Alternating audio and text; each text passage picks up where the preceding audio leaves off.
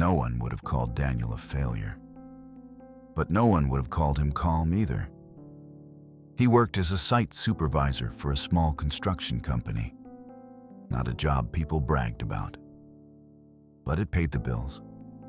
And Daniel took it seriously. Every morning, he arrived before anyone else.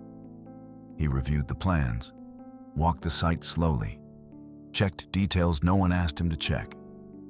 Not because he was told to, but because his mind never fully rested. Daniel was always thinking ahead, weeks ahead, years ahead, sometimes far beyond that. What if the materials aged badly? What if the weather changed in ways no one expected? What if one small mistake today became a serious problem later? If you've ever lived like this, you know how loud the future can become. While others focused on the task in front of them, Daniel lived in a future that hadn't arrived yet. At first, people described him as careful, responsible, detail-oriented. But over time, the cost became visible. Daniel checked the same measurements again and again, rewrote schedules that were already solid, delayed decisions, not because he lacked skill, but because he wanted certainty, and certainty never came. His body stayed tense, jaw tight, shoulders raised without him noticing, hands steady but heavy. At night, sleep came late. His thoughts replayed conversations, forecasts, imagined risks. He solved problems that didn't exist yet. Nothing bad was happening. But peace felt unreachable. If this sounds familiar, you don't need to judge it. Just notice it. One afternoon, after everyone had gone home, Daniel stood alone on the site. The structure wasn't finished. Steel frames stood open under a quiet sky. Wind moved freely through them. He stared at the work and felt his chest tighten. I can't carry all of this, he thought. Not like this. For the first time, the future didn't feel motivating. It felt heavy. He sat down near a stack of materials and let the noise of the city fade. Your cars passed in the distance. A train horn echoed far away. Then a voice spoke. You look like someone trying to finish a lifetime in one afternoon. Daniel turned. An older man stood near the fence, not part of the crew, not in a rush. Simple clothes, calm posture, eyes that didn't hurry to judge. I'm sorry, Daniel said. We're closed. The man smiled gently. I know. I'm not here to build. I just walk. They stood in silence for a moment. The man looked toward the unfinished structure. You're carrying a lot for something that isn't done yet. Daniel hadn't planned to answer, but the words came anyway. I'm responsible for what this becomes, he said, and for what could happen if I get something wrong. The man listened, didn't interrupt, didn't correct him. Daniel spoke faster now.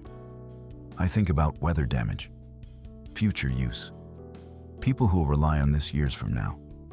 I try to prepare for every possible risk. He paused, then added quietly, and the more I think, the harder it gets to move. The man nodded slowly.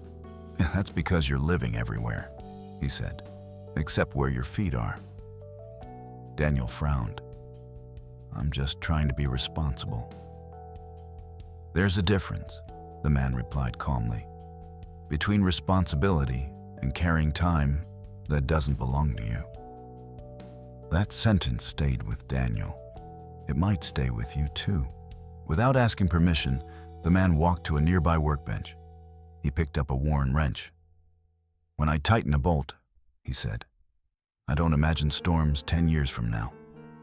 He knelt down and tightened a single bolt.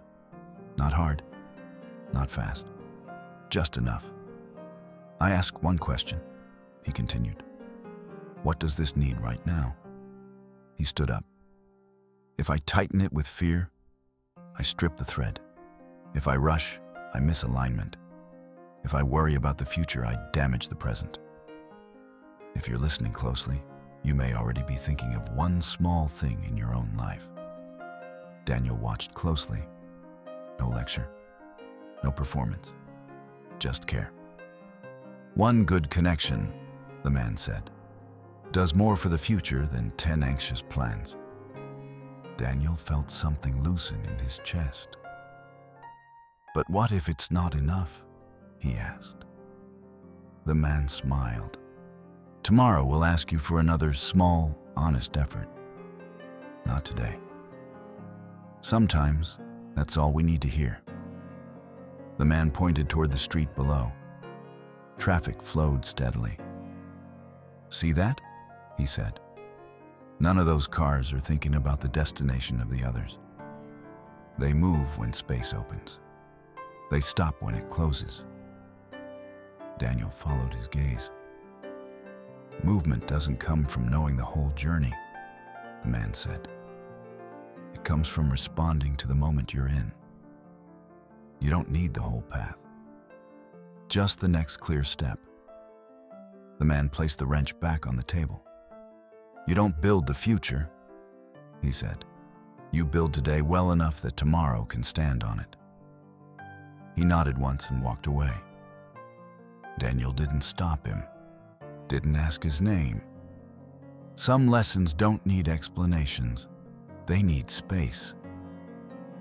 The next morning, then Daniel returned to work. Same site, same plans. But instead of scanning everything at once, he chose one task, one decision, one bolt, one alignment, one conversation, fully present. When his mind jumped ahead, he brought it back. This task, this moment, this step. You can do that too, even now. The worry didn't disappear. It tried to pull him forward again. Next month, next year. But Daniel noticed something new. When he stayed with what was in front of him, the fear had less space. Not gone, just quieter. By the end of the day, he felt tired, but clean, not drained. Finished. Days passed. Daniel still planned, still cared. But planning became lighter, quieter. He worked faster, not because he rushed, but because he stopped fighting invisible battles. The site moved smoothly. Decisions landed more easily. Someone noticed. You seem different, a co-worker said. Daniel smiled. I'm just doing today. Today. If that line resonates, it may be worth remembering. The project finished on schedule. On one evening, Daniel walked through the completed space alone. Not to inspect, just to feel it. He didn't imagine failure, didn't worry about how it would age. He trusted the work he had done, one careful moment at a time. Years later, when the old weight returned, Daniel remembered that afternoon. And he asked himself the same question. What does this moment need from me right now? Not perfection, not certainty, just presence. If this question feels useful, you might come back to it again. Most people try to secure tomorrow by worrying harder. But peace doesn't come from thinking ahead. It comes from standing fully where you are. The strongest future is built quietly, through ordinary moments done with care. One day, one step, one honest effort at a time. And if stories like this help you slow down, you already know where to find the next one.